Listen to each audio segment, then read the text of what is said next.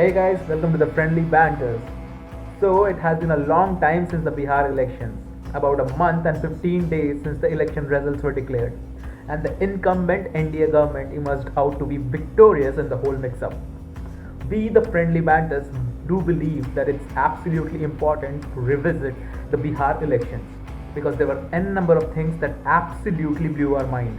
There were n number of things that are so important that we need to analyze, and there are n number of things that actually made this election as one of the most interesting duels in the present time.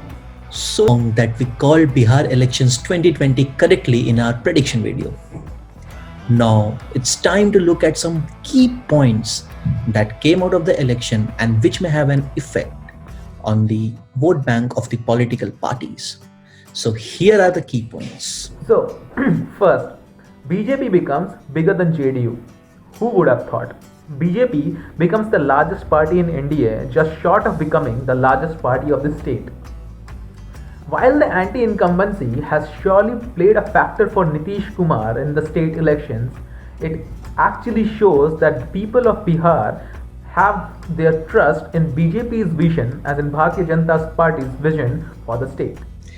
The emergence of Tejaswi Yadav.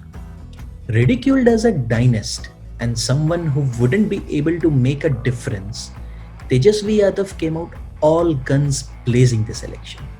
Whether his promises are achievable or not is a different debate altogether. But there is no denying that he fought a very hard battle with Nitish Kumar, and had his allies not disappointed him, he may well have won the election. If this guy managed to keep his calm and provide a strong opposition in the state, who knows, he might well end up in the right side of the parliament. Number 3.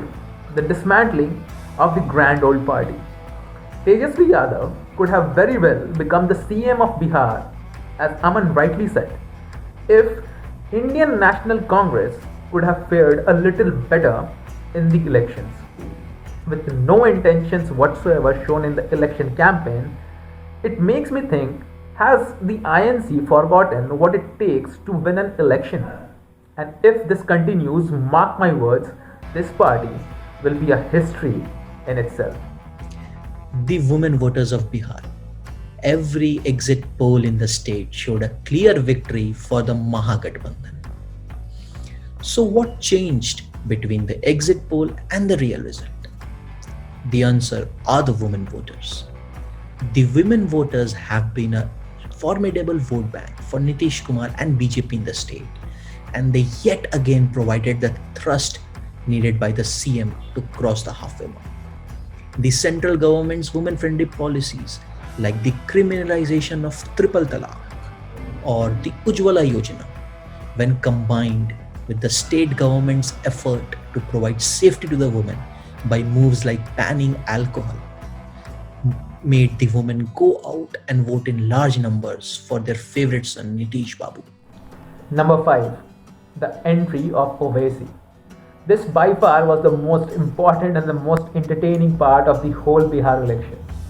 AIMIM managed to win 5 seats in the whole Bihar elections, all from the Muslim dominated areas near the West Bengal border of Bihar. This clearly shows that the Muslim voters have lost their trust in Congress as a party, and hence they are moving towards a more polarized party, which is AIMIM. This actually helped the BJP. How?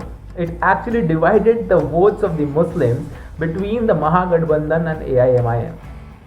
This also created a reverse polarization in which the Hindus of the neighboring areas came out in larger numbers and voted for BJP.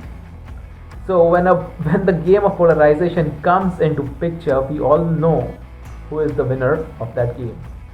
So one of the main reasons why we made this video is the upcoming Bengal elections, because a large part of the Bengal elections depends upon the minority vote bank. And with Asaduddin Owaisi in the whole mix-up, it actually makes it more interesting because there will be a vote division between the TMC and AIMIM if it does join the party. And with BJP's nationalistic approach and Amit Shah doing all the rally in West Bengal, It's only a matter of time which will show that Bengal is going to be a more interesting dance than Bihar. So we'll obviously make a video on that, and I hope and we hope that it's going to be as interesting as it was for the Bihar elections. So these were the key points that came out of the Bihar elections 2020. Nitish Kumar will be the CM of the state for another 5 years, and his deputies would be Tarikeshwar Prasad and Renu Devi. We would soon be making a video on Renu Devi, so stay tuned for that. That's all for today. Please share this video with your friends and subscribe to the Friendly Banters for more such content. Thank you.